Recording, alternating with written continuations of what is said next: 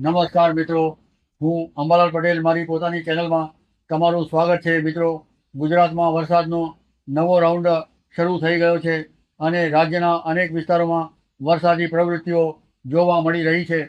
વહેલી સવારથી લઈને બપોર સુધી રાજ્યના વિવિધ ભાગોમાં ઝાપટા સ્વરૂપે વરસાદ નોંધાયો છે અને આગામી દિવસોમાં પણ વરસાદી માહોલ યથાવત રહેવાની શક્યતા વ્યક્ત કરવામાં આવી રહી છે.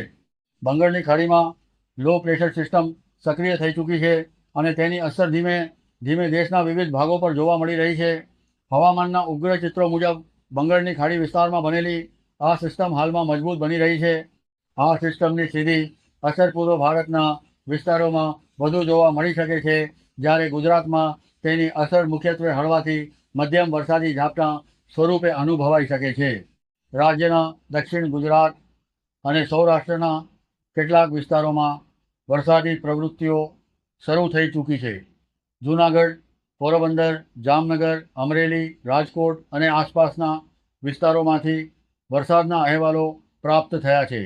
દક્ષિણ ગુજરાતમાં સુરત, ભરૂચ, અંકલેશ્વર, નવસારી અને આસપાસના વિસ્તારોમાં પણ હળવા વરસાદી ઝાપટા નોંધાયા છે. કચ્છ અને ઉત્તર ગુજરાતના કેટલાક વિસ્તારોમાં પણ વાદળછાયું વાતાવરણ અને છૂટાછવાયા વરસાદની શક્યતા જોવા મળી રહી છે. હવામાન વિભાગ દ્વારા જાહેર કરાયેલા અનુમાન મુજબ દક્ષિણ ગુજરાતના સુરત, નવસારી, તાપી, ડાંગ અને નર્મદા જિલ્લામાં તેમજ સૌરાષ્ટ્રના જામનગર, રાજકોટ, જૂનાગઢ, ગીર સોમનાથ, અમરેલી અને ભાવનગર જિલ્લામાં હળવાથી મધ્યમ વરસાદની શક્યતા છે.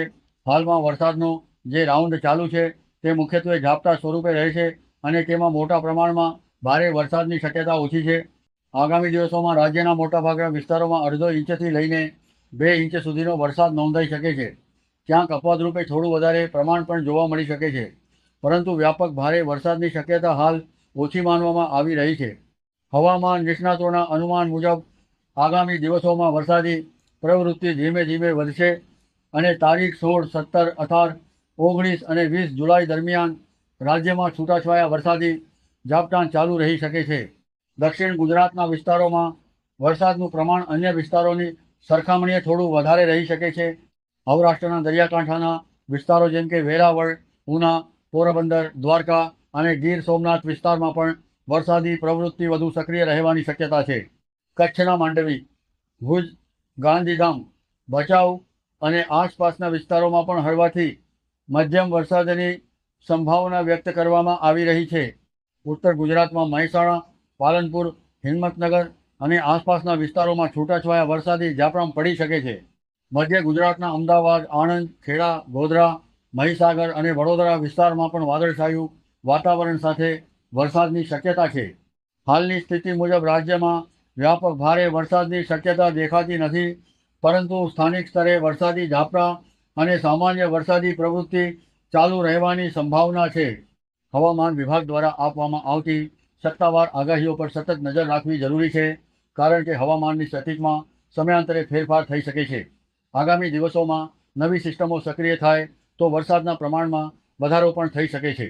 હાલ માટે ગુજરાતના મોટાભાગના વિસ્તારોમાં વાદળછાયું વાતાવરણ અને છૂટાછવાયા વરસાદી ઝાપટાનો માહોલ યથાવત રહેવાની શક્યતા છે. ધન્યવાદ. જય શ્રી કૃષ્ણ. જય માતાજી. જય હિન્દ. જય ભારત.